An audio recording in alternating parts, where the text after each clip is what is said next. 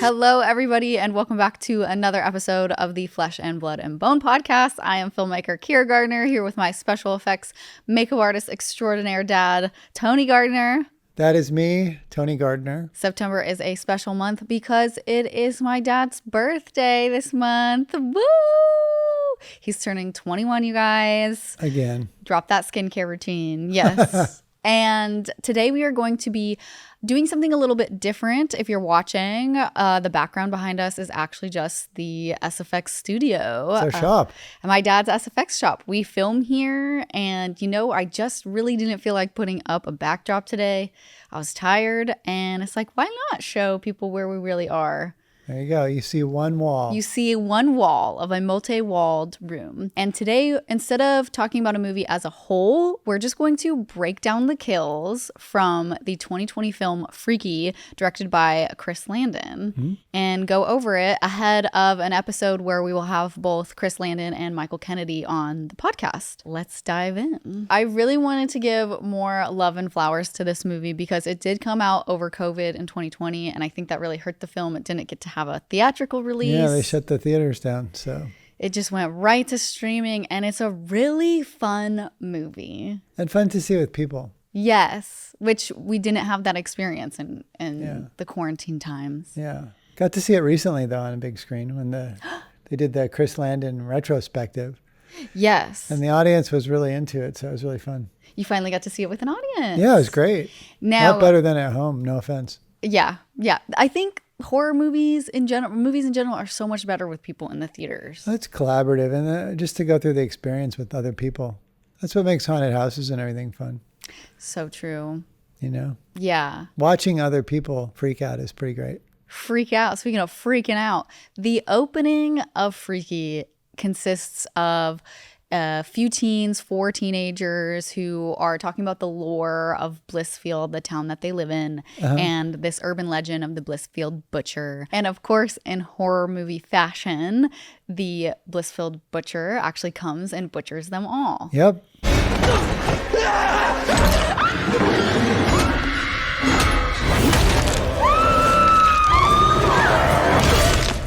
Now, I feel like, and I want to talk about this with Chris Landon when we have him on, but when you have a slasher horror movie, there's a few different ways you can go about opening it. You have to set up the horror. So do you have one kill, or is something creepy? Are we opening and somebody's already died? And that's what's sad. But this movie takes it to a new level and you just kill 4 characters right off the bat in some of the best ways possible. And you think they're going to be the main characters. I mean, there's a group dynamic. It's established and they're hanging out together. And then they're just all mowed down one after the other in this single setting. So it's like classic horror movie stuff, but it's like a high-end house, so there's a lot of fun stuff to play with. Yes. And that sets up the location for the weapon that causes the whole freaky thing to go down. Freaky Friday. Yes. It's supposed to be Freaky Friday the 13th, but correct. Disney would not allow that. Yeah, it's like Friday the 13th and Freaky Friday all in one. And the location for these kills is like this very rich mansion. The blonde girl's like parents is an art collector, and there's various masks, one of which is sitting behind us actually while we're recording this, is the butcher's mask that gets taken off of this like art wall. I want to dive in kill by kill and like really get to the bloody gory details. All right. And this first kill is freaky. Let me rephrase that. You've killed a lot of people. Personally, no. No, but in film, you've killed a lot of people. A few. And in Freaky, it's one of my most favorite kills you've ever done. Which one? Truly, is the wine bottle death. Oh. And that's the first kill of the entire movie. It's amazing. It's super. It really sets the tone of what this guy is capable of and how just pure evil he is. It's sadistic. It's this kid is down in the basement and he drops a wine bottle because they're getting their booze on. And as he's like picking up the shards of glass in true like Chris Landon fashion. His head gets pulled back. We reveal the butcher. And not only does a wine bottle get shoved down his throat and you go, that's crazy. When you see it bulging out of his neck, then the butcher smashes it and shards of glass come out of this kid's neck. And then the body just, it's so good, like limp falls onto the floor. So how do you tackle killing somebody with a wine bottle? We've learned at this point that there's lots of different ways to achieve what's on the page. So we always ask the directors to storyboard out what they see so we know what needs to be built and what's going to be seen on camera and how the pacing is going to move within the context of the whole thing as well. Chris sketched some stuff out and showed it to us, and we figured out what our build list was in order to kill everybody. And in this particular instance, we realized we needed a fake head of the actor looking up with his mouth open that we could actually jam a real wine bottle into. And then once it goes in, I think he hits it a few times to push it in further. So it had to be sturdy enough to take a beating and still stay solid in the chair. So we built up torso from the waist up that had a silicone likeness head of the actor from, mid-chest up attached to it. And that was pretty sturdy and you could really pound on it. And then once that goes in, you could beat on the sides of that as well. But what we did is we also built a prosthetic on the actor that could swell up so that you could see mass going into the neck, see the neck basically be displaced by the mass of the wine bottle. The fact that the bottle is long is what keeps his head straight up. So the chin is up high, so the neck's really featured. So it's like we wanted to make sure we could exaggerate that and get it to bow out larger than it normally would. We had a version of the prosthetic neck that was scored, and we had blood tubing inside it so that it could bleed as much or as little as Chris wanted to based on the way the scene was moving. And then we also had gotten a candy glass version of the bottle of wine and broken that up and sort of pre-shaped a bunch of glass shards that we could have sticking out of his neck, and then we dressed those in. So there's sort of a progression where you go from the real actor reacting to what's going on to the fake head getting the bottle shoved into it, to the fake neck being pounded on, the real neck swelling, the real neck exploding, the glass sticking out of it, and the real neck, meaning the prosthetic, bleeding out all over everything.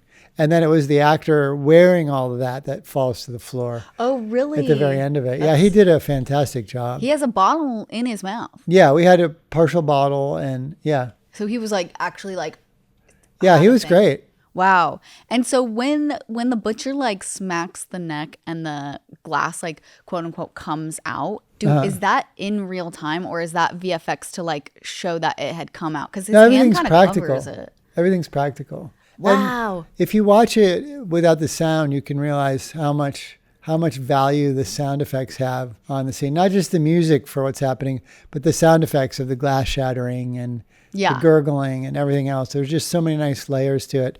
And then it's edited really tight.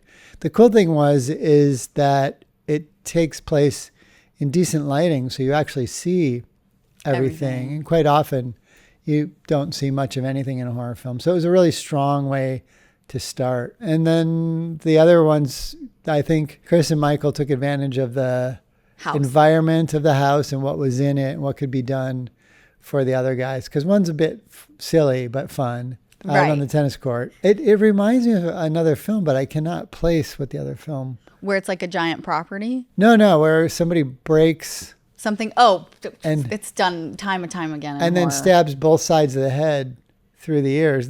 In this case, it was with a tennis racket. Most recently in Thanksgiving, Eli Roth had corncob handles. Oh, seriously? In either side of the girl's head. Oh, nice. If you're thinking of more recent lore.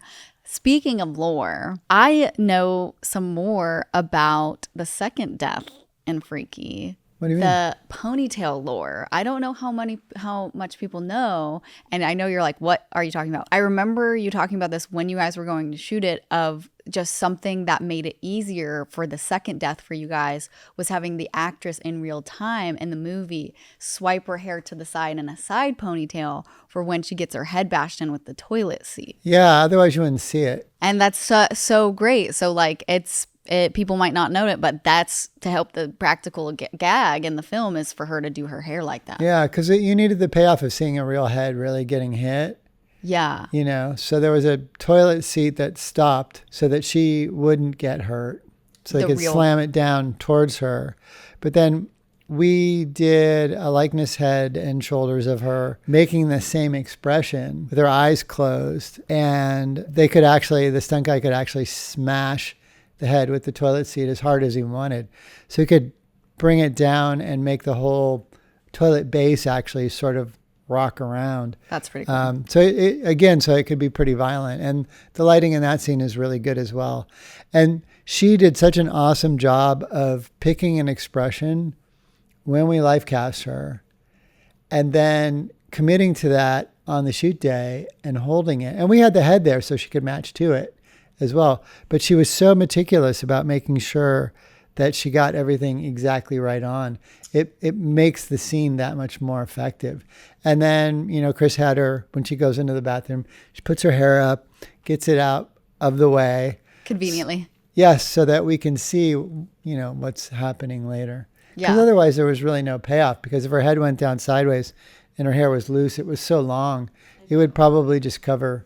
Yeah, and we really wanted to show, how violent this guy was, and you shouldn't mess with him. Yeah. So that when he shows up later in her body, it's a, you know. You believe she can do some fucked up shit. Yeah. Yeah, because when I first watched that, I was like, who puts their hair in a low side pony and can rock it? I don't know about that, but then that's the payoff. Yeah. You get to see the gore, which is great. And when there's blood coming out of her face, is that the dummy head? Yeah. Oh, okay. And that's just y'all pushing some blood out. Tubing and Lots of tubing. Yeah, a lot of blood. Lot of blood on this one. Yeah, but I mean, we held back on this instance because it didn't make sense otherwise. We had some in the corners of the eyes and stuff. It's just enough to make it seem a little more real. And like she could die from a toilet seat to the head. Yeah, you're getting your head smashed. Yeah. And again, sound is a big part of that one. And then for the next death, it's like wine bottle, toilet seat girl. Sorry to the actress. Toilet seat girl and tennis racket man. That's a very simple, you know, break a tennis racket in half and stick the two ends in a person's head.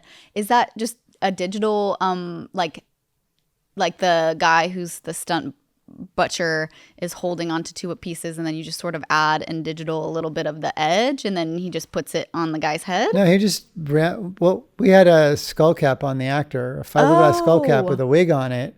So he could actually really ram the head. And then we had a skull cap that had attachment points for the racket. So then we could cut away, come back and have the racket attached to his head. And then the butcher could take his hands away. And then the body could fall and hit the ground. Amazing. And it stays intact the whole time. And then did you rig some blood tubing to the thing? We had some, but it didn't really read or register or seem necessary, to be honest. You know, the stuff goes in to the sides of the head and then he kind of drops and you don't come back to it. So there was no need to really embellish it. And they do this amazing shot of blood going down the tennis racket. Which is pretty great and a really cool shot to have. But it's those little things like it's a very quick death, but you know, fiberglass skull cap is no joke, and like that takes time. And the wig was really easy because he had short hair, but it was long enough where it made a wig not be too obvious. Yeah, I didn't think so. It was good. He wears wigs, guys.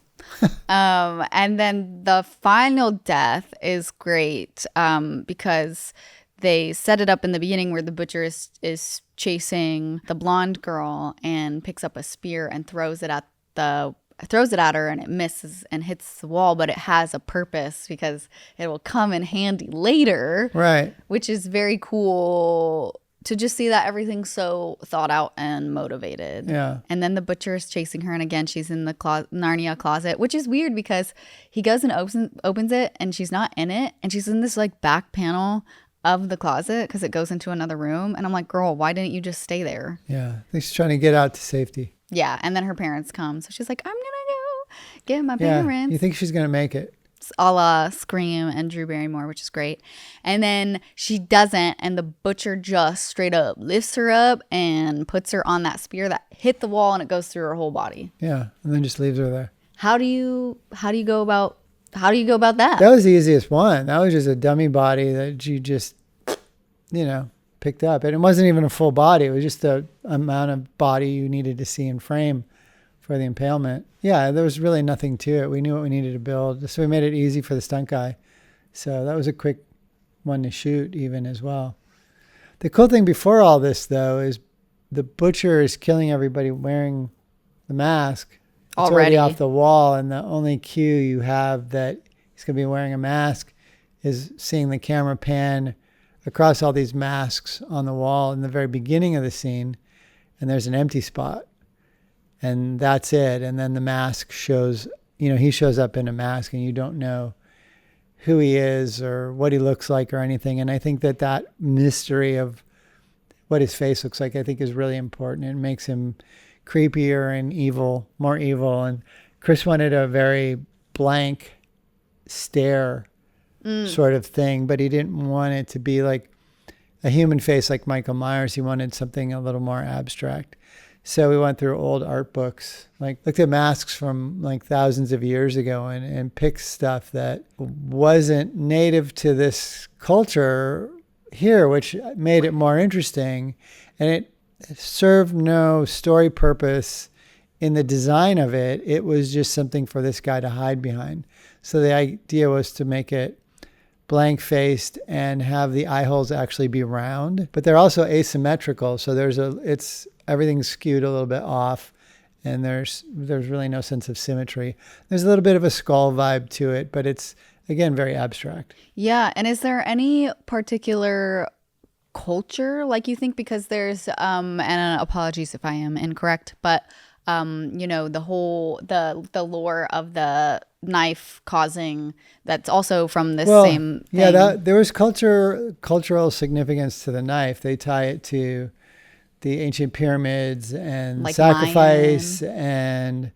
and rebirth, like Mayan culture and stuff like that. They don't really specify, which is great. Yeah. But when there's those flashback kind of moments, you're on a sacrificial altar on the top of a pyramid that's very similar to what you would see in like Mexico or. Yeah, because then they go get help from the Spanish teacher to figure out. To translate the dagger that he steals from the collector's house has cultural significance, and it's in a glass case on a display area, but so it's easy to get to and easy to steal and easy to hide. It just so happens this killer picked one that has all these inscriptions on it that talk about the history of this dagger and this magical significance that it has. So the mask almost becomes secondary to the knife. When the knife is used, the eyes, the jeweled eyes in the handle glow red. And I remember Chris talking to with the art director and the prop master when they were designing the knife, and it was really all about putting different faces around the sides of the handle that were skulls basically at the very top of the knife. And the jewels in the eyes would signify that something's happening, but each face sort of shared part of its face with the mask on the other side. So there was this sort of overlapping face dual reality to the characters on the knife, which is tied into the fact that you're swapping places. Yes, we have. Is this the actual knife? Probably not, but it's a replica. Yeah, the knife was designed, 3D designed and printed out. And then we got the file so we could reference that when we were doing designs for the mask, because at one point we discussed the mask possibly being more skull-like or skeletal-like. And then we changed direction and went more abstract with it. Yeah, it's cool. Now I see what you're saying about It's two faces that face away from each other, but on the sides where those, you see just half of each one of the faces, it creates a whole nother person. Oh, I see. It's like the duality of two people becoming one person. Dun, dun, Symbolism. dun. Good job, Chris Landon and team and art team. And then holding this in my hand, this replica dagger, there's the inscription on the blade. It's very cool. Yeah, wow, it's really rad. And you could really fuck somebody up with this. And the idea was it was bone. Yeah. Carved bone for the handle. For the handle. The mask has like a skull vibe to it, but at the same time, it's a little, there's a little less anatomy and a little more of a vacant stare in it, which is intentional. We started with a couple that were designed more skull-like, like the one side of this, and it just seemed too obvious as to what it was, and it gave it a little too much personality, and the whole point was to make it devoid of personality so that it was more soulless, and there was someone coming after you that really obviously didn't have an identity or a care. It was just there to slaughter people. Yeah, or like even attachment to you. Like there's no person for there to be humanity. Yeah, and then the mask comes off and it's Vince Vaughn. And it's Vince Vaughn, which is so funny. It was great. He was so good. Yeah, and that's why I was like super bummed as well. Not only does this movie have great gore, but the acting is great between Catherine Newton, and it's like Catherine Newton, you watch this and you know she's so good, and we know right now she's gone on to do so many things. Abigail, well, that's the most recent thing I saw. Yeah, and she just did a movie called Dream Quill that'll be coming out. Yes, and she's just so great, and like not as many people knew her at the time, and she was so good in this role. And then Vince Vaughn was also so good at his role, and them being each other. It was really cool, and so I was like so bummed that not as many people saw it at the time. But I feel like it's getting more recognition as people as time goes on. it. Yeah, people are becoming aware of it, which is really fun. Which is really cool because it's really fun. Yeah, and him like. I just rewatched the part where Booker is like passed out and they're in Millie's I think it's Millie's house or Josh's house, and he's waking up and Millie's trying to like convince him in the butcher's body to like listen to her, and then Catherine Newton's in the corner, but that's the butcher being like he's lying. Oh yeah. And then he's like, look at me, I need you to pay attention to me right now. And his hands like cover his face. Yeah. The hand movements are just so good. He's crazy. Okay, Booker, can you look at me, please? Please? Booker, please, can you look at me just for a second? Both of them are really great at mimicking each other. Yeah, it's a really cool movie. Yeah. To continue on kills, did you guys do the bully of Millie, Catherine Newton's character that gets frozen in the cryo chamber? Yes. Okay. Let me ask you something. Why does the school have a cryo chamber or whatever that is? It's a very good question. It's supposed to be part of the health because they have money? aspect of the PE department. Oh, it's part of It's like, PE. here's your ice bath, here's your cryo chamber, here's your steam room. Girl, sign me up for this high school. So then, he just cranks it way past what Whoa. it's supposed to be used for and locks her in. And we just took the actress and did a makeup on her on set. And then she acted the part and acted the fall. And then they did a digital scattering of everything. Oh, that's not practical. Yeah, because that seems like a kind of hard thing to do. Yeah, we didn't do any, Body parts. Yeah. Not even not the for her. hand that has the phone? That's not that's digital? It's not. It wasn't us. I will ask this because it was a really common question actually for friends of mine in film school. When you're doing a frozen makeup where somebody has to look like they froze to death, how do you go about accomplishing that? Like what materials should somebody use? Well, we used, it was Andre Freitas and I doing all the makeups on set. We love you, Andre. And we used a bunch of, well, first off, we had to figure out what color light they were going to use in the cryo chamber so stuff red, and we wanted to see what color her skin looked like in that light. And the DP was putting blue light in there, which took the actress's skin even darker. So we realized that a little would go a long way, but it had to have more opacity to it, like the ice and stuff like that, so that it would read and not have her skin tone read through it. It really needed to register. We used a bunch of sort of like methicil slime to be sort of frozen water, and then we would put crystals and even salt and stuff like that on top of it to get the sort of crystally, crispy look. And did the same thing in her hair, taking the idea that maybe she got wet. Sure. And that would be why stuff was happening, because otherwise there isn't really much you can do. It's to like get that across. You're wanting like sweat and water to freeze. So you sort of take an artistic liberty and push it as far as you can go. And then we just sort of veined up around her nose and her mouth and her eyes just to make them look more messed up. And then digitally she didn't wear contact lenses. Digitally they fogged over her eyeballs, and she literally just held still, and they opened the door. She fell out onto a stunt pad. She did great. She was awesome. Yeah. I watched the BTS of that this morning because I thought maybe it was a body because she did so good. Oh yeah. And she does her own stunts, y'all. Everybody was really into this. Everybody that had to That's die. really cool. Yeah. Did you use that like fancy flaky salt that's like, oh, so yummy? No. Oh. No. Because it looks like that. Oh. Like the fancy flaky like the rock salt? Yeah, and it's No. just so good.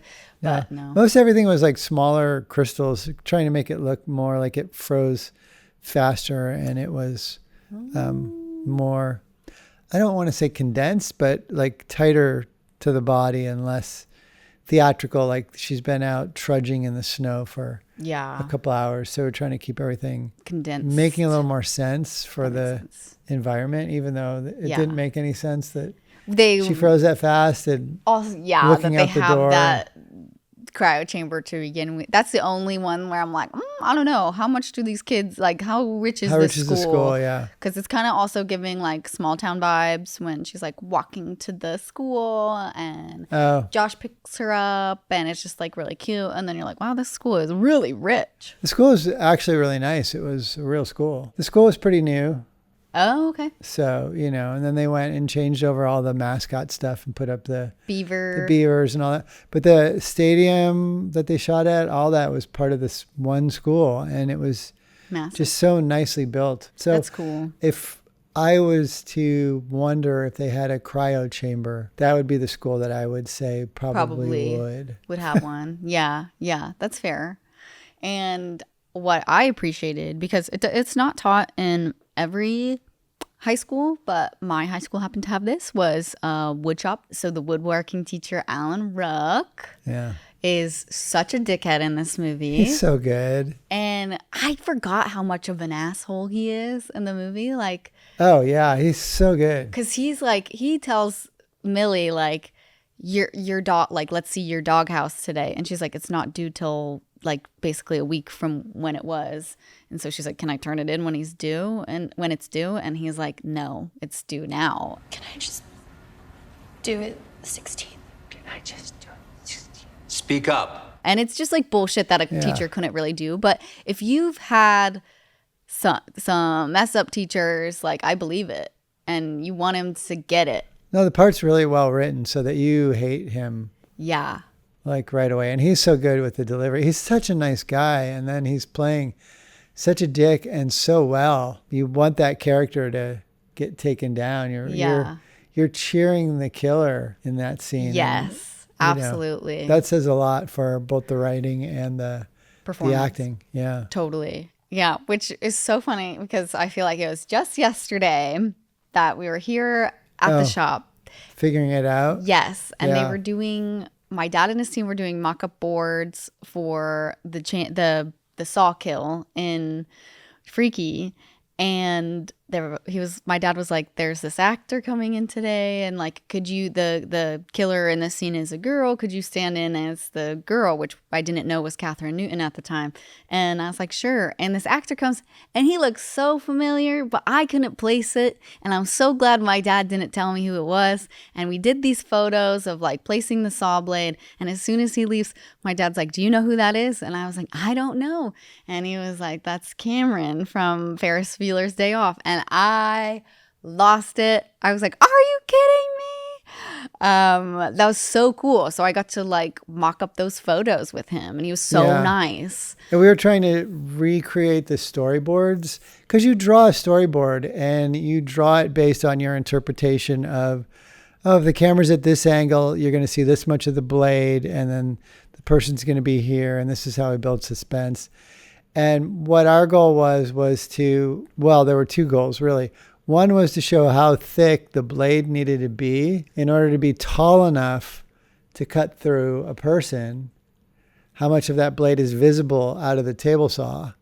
So the blade gets to a certain size, and then it's like, okay, now let's mock up the storyboard drawings with photos to show where, if this is where the person is laying on the table, the person that's holding them down needs to stand this way in order for this shot to work. And it just changes the dynamics of things, but that helps us figure out ahead of time how you can actually really frame it. And then so when you go on set, we've shared all this information and these photos, and we've got a side-by-side comparison of the drawings versus the photos to show the DP and everybody else what it's gonna look like when you do it with actual human beings. And it's always a little different. Yeah. So it just makes communication that much better in advance. So you go on set and, you're having to get all this stuff done in a day, and everybody has this point of reference that's really solid. It was really great. But the table saw blade had to come out like over a foot. Not OSHA approved, by the way. So it's like, okay, so let's add in a thing where she cranks it up. Oh. So you see it raise higher than it would normally be. So it's justified. And then let's follow the angles that work because Catherine's pretty short and yes, the teacher's pretty tall. So the dynamic is different. But they had it all, figured out with the fight where she's using the chains from the ceiling to her advantage and stuff like that. And they're playing up the fact that she's smaller than he is. And you don't think she's going to get an advantage at any point. And then she does turn the tables, and it's just beyond what you would expect. She turns the saw tables. Am I right? Yes, that is true. Wah, wah. Does that mean that props or set deck or somebody had to rig this? They had to make the whole table. Yeah. Okay. Because of what you just shared. Yeah, and then we had to rig it with blood tubes to shoot. Yes. Blood off of the saw blade. It's moving fast enough to really. The blade was massive. It was like 3 feet across. It's a real blade that people really use. So they had that built into a smaller table, and it really got up the RPMs to the point where we could take the dummy of Alan and push it through, and it would cut it. But in order to cut into something, the blade is coming down at it. So because otherwise it would be spitting, it would be throwing his body up into the air. Forward. Yeah, so the blade's coming down on what you're pushing through. So whether you're pushing a piece of wood or a human being, the blade is rotating towards you. So in order to get spray up, we had to play with the direction that it spun. We had to put blood tubes to it so that the blood would actually spray off the back end of it.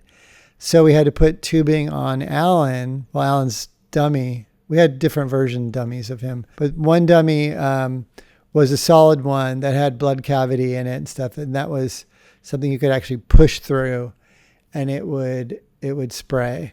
And then we had another one that was already pre-cut in half and had blood tubes the whole way, and it had a thing sort of like a zipper that held the two halves together, and the zipper was connected to the table so that when Catherine pushed the body forward, she's basically pushing it off of the zipper so that the pieces can separate right at the blade so that it looks like it's feeding into the blade and the blade is doing it. So if you're angled down low facing her, you're seeing the two sides separate, but you're not seeing the point of connection, which is already disconnected, but hidden and then sort of like stitched together with literally metal rings with a metal rod through it that gets left behind when the body's pushed forward and off of that pole. So there's a lot of stuff to figure out in order to make it work. And then we realized that the saw was spinning the blood up and out on the opposite side of the blade. And we're putting all this blood into the front on him and everything else. It's like, where's the blood going?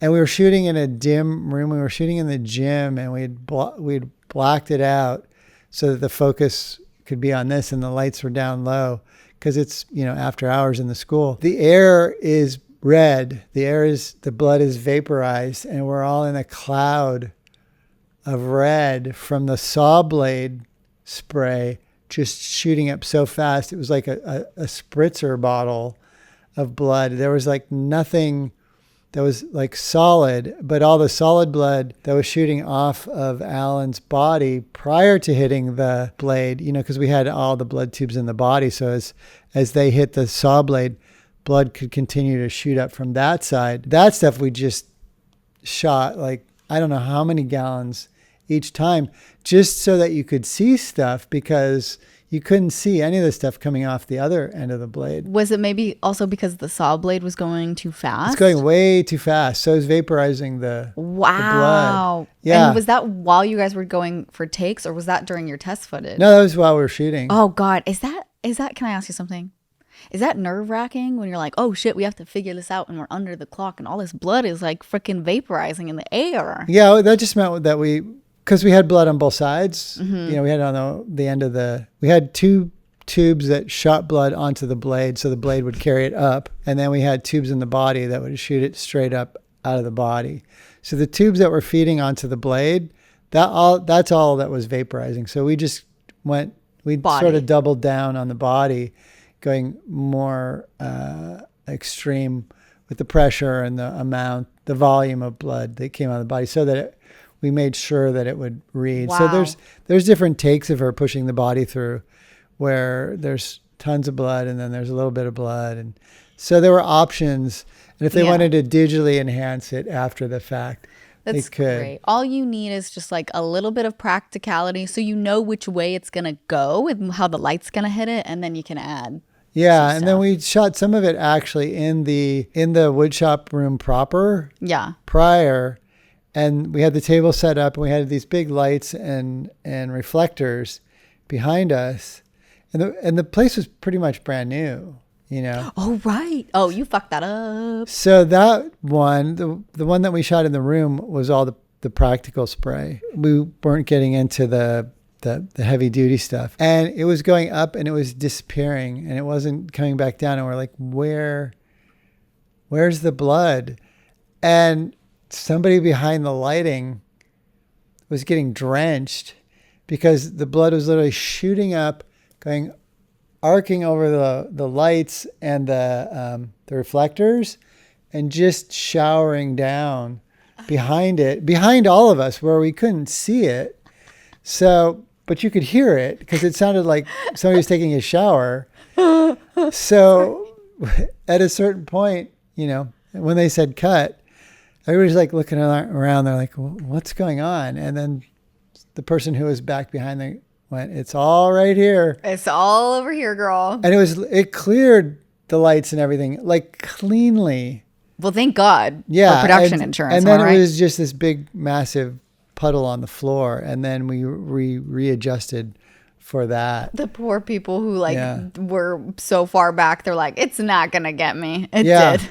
And we shot that actually before we shot the gymnasium scene where the blood vaporized. We thought we had a handle on everything when we got into the gymnasium and shot the close-up stuff. But that's when it was just, you're breathing in a cloud of blood. Instead of it being smoke in the air, it was crazy. Red. Yeah.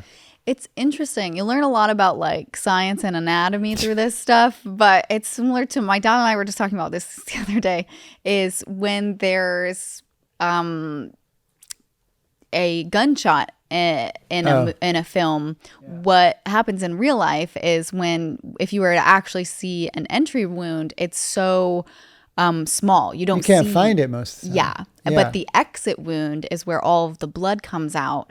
And in movies, we do it the reverse way, where the entry wound is actually the exit wound so that you can see and understand it. It's kind of, well, the exit wound is usually way bigger than the entry wound. Yes. Because everything's blowing out. So Dick Smith on The Godfather did this thing. They wanted to see the bullet hits.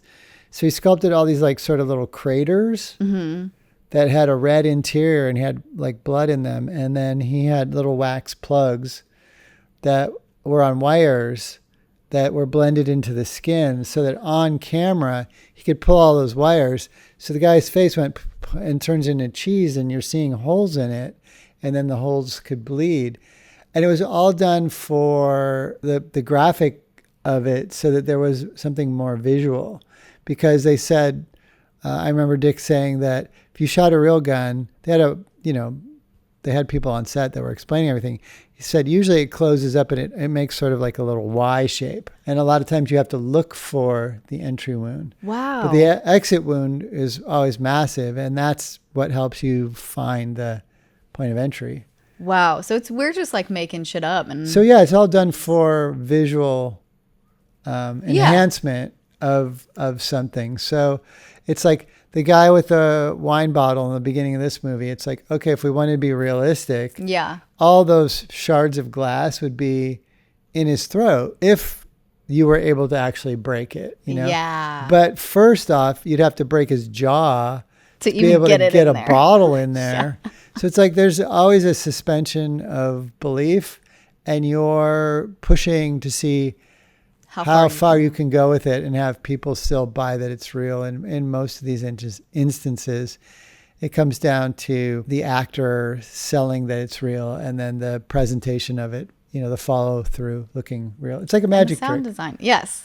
So it's the presentation. It's the framing of it and the presentation that makes you buy it. And similar to knowing about the bullet wounds is the saw is knowing that it goes down when it's cutting. So it would fold everything into the table. Technically, yeah. Because that's where all the sawdust and everything goes. Smart. That's where all the pieces of the sky would go. But it's like, well, that's not so helpful, visually interesting. How can we mess with this? In an alternate, like realistic version, she puts like the body through and it just shoots out the other side because it just like flings it. Yeah, it's like, if you're doing it right, it's not that interesting to watch. So you have to kind of make more out of it. Was Freaky your first time splitting somebody's body in half? Yes. Okay. And then because this happened before Studio 666. Yeah. This is our warm-up. Yes, I was about to say. So in Freaky, it's Alan Ruck's character gets sawed in half with a table saw. And in Studio 666, Rami and Whitney, right, get chainsawed in half together while they're having sex. Right. What? Naked, yes. We upped our game. Yes. What did you learn from the first go around with Alan Ruck's character in Freaky that helped you saw Whitney and Rami in half? Well, we knew with the Studio 666 version of doing something like this, we were going to go even cartoonier. Okay. And like way over the top. Yeah. So I think the goal is here, how do we make this one realistic with Alan Ruck and make it believable? And it was really all about having a loose jointed body so that when she pushed it through, the pieces would flop like a real body would. It was still light enough for her to be able to push it through because the reality is, okay, that would be 170 pounds. Yeah, I'm not pushing that. That she's sliding across this table, super easy. And she is supposed to be Vince Vaughn in another body, but still, So we learned a lot there and learned a lot about the whole connection of the two halves of the body and how to make it work and how to make it work to camera. And that was the most important thing, is figuring it out to camera. So when we went and did Studio 666 and Rami's on his hands and knees, suspended in air, and Whitney's below him, and we have this chainsaw coming through. It's like, how do we make it peel open so that the two halves flop apart? But it's done in a totally cartoony style because they're stationary the whole time this goes. And we thought it would be playing out closer to real time, but they just have fun with it. And you see all of it on screen. And there's like 150 gallons that are hitting the ceiling and soaking the floor and going, we ruined the whole place. Yeah. With that. And then after it's done, after the chainsaw is through, then the bodies go like this, split a little bit, and then the two sides fully flop. So we did a whole thing with magnets and then a cable rig inside the body to make the two halves come apart and separate. But everything was self-contained within them, and the bed was fake, so we could be right underneath it doing all that stuff. But we got a little wet. Drenched. I was there shooting BTS, and girl, let me tell you, there was blood everywhere. Same thing up on the ceiling, and you could hear it like rain just pitter patter down back onto the bed. Yeah, and they had a bounce card. They had a piece of foam core and a sheet above that to bounce light and hopefully protect the ceiling. Everything was red. B camera. And just dripping. And in the shot, it's dripping when the chainsaw leaves or the two halves of the body separate. There's stuff dripping down in the shot on them from the ceiling. It's crazy. So, yeah. That was so fun. I encourage you guys to watch this episode because I have some BTS clips I can share of that you haven't seen before maybe, and you can see the craziness of that. And where was the blood tubes rigged onto the chainsaw for that? The fake chainsaw? Oh my God. I feel like it was it was because we did it in sections. You guys would call out like 1, 2, 3, 4, and one by one these rigs and there were some that were just mounted in the track of the chainsaw. The chainsaw went. Oh, cool. Because we learned with the saw blade in Freaky that the chainsaw is going to spin the blood around, and it's not like you're aiming it somewhere. It's going to go wherever it's going to go based on how thick it is on it at the time, and it's just going to be flung off. We had blood shooting up the sides of the chainsaw more than on the blades, and then we had like a row of valves or hoses that shot up in a line through the body. And then Rollis Khan was the guy who rigged all the blood on this, and Rollis is amazing. I love Rollis with this kind of stuff. And he also had put sort of like, I don't know how to describe them, but they were basically like air cannons filled with gunk and goop and shit in the bed, so that as the chainsaw is going through, there's also just junk blowing up into the air. And I don't know how much of it you see, but it's like this whole bed thing was just this. It was like if someone was doing fireworks, this would be the pyrotechnics of that display for the finale. It's crazy. And this was just Rollis just rigging blood and doing such a great job. And he was mixing the blood, and he had all the 55-gallon drums. He had everything pressurized and was just super on top of it. I mean, he's just so skilled at what he does. Yeah. And he did it so well. We used up I think we had 150 gallons total, and we used all of it. We used all of them. Remember when they were like, we're going to shoot this in the room for real? Yeah. That was crazy. Yeah. Would have been completely ruined. But that's okay because it was bulldozed anyways, the house that we shot in anyways. After all the cleanup. After all the cleanup of all that blood, y'all. Yeah. Anyhow. That's another movie. That's another movie you should go check out for this Halloween season, Studio 666. And getting back to Freaky and the kills there, the next sort of set of kills is all these sort of football players in the homecoming scene. And we've got multiple things. We can talk about them out of order, but basically there's an off-screen decapitation, there's a slit throat moment, there's a hook in the eyeball moment, and then there's a chainsaw to the penis moment. There's a lot. We don't see any nudity. It just, there's a chainsaw and it's in that direction, and we see sort of the and then aftermath. it's just a blood tube. And Yeah. So is there anything you want to dive into there? Some of them is pretty, straightforward. I think it's pretty straightforward. I mean, we did a cast of the guy who gets decapitated, build a fake head. Yep. I think Andre already had a dummy body. Great. So that was dressed up, and it's a reveal of it after the fact. So that's really easy. Chainsaw to the crotch is a chainsaw to the crotch with a blood tube just spraying blood up. So that was pretty straightforward. And then one of the guys is standing in front of a wall, and a fist punches through, and he's got basically an old school ice hook, which is a handle with a big curved hook on the end of it.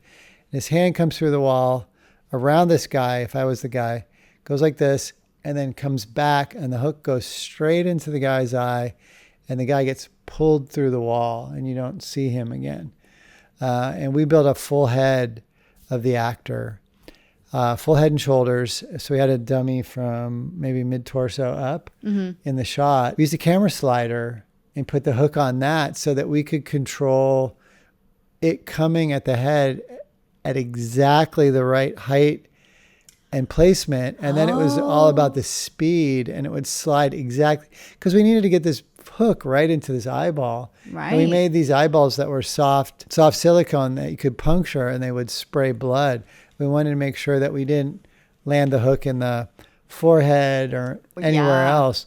So we had this dummy head, and then the hook would pull back towards the guy's head, towards the dummy head, and the hook could actually go into the eyeball, and it could spray. And then we had a makeup on the actor that was a prosthetic of this area, and it had a hard covering for his eye, his actual real eye. And we had cast that hook and made a really lightweight version that could actually attach to that. So for a close-up of the guy screaming as he goes back through the wall, we could have a hook in his eye, and he could really be reacting and stuff like that, because the dummy head is static. It's only going to get you so far. Yeah, but it's such a quick shot. I know, it's so much work for such quick shots. But it works with the dummy head because Absolutely. It's, because Practical. it's so quick. Yeah. And then you don't see him, and you don't see the aftermath. So you don't know really what happens to him. So Safe to say he dies. yeah, you would assume. So that was it for his effects. It didn't go any further than the puncture and the pull through the wall. So that whole sequence was pretty basic as well. Yeah, there's so much you can do. There's also like so much you can do.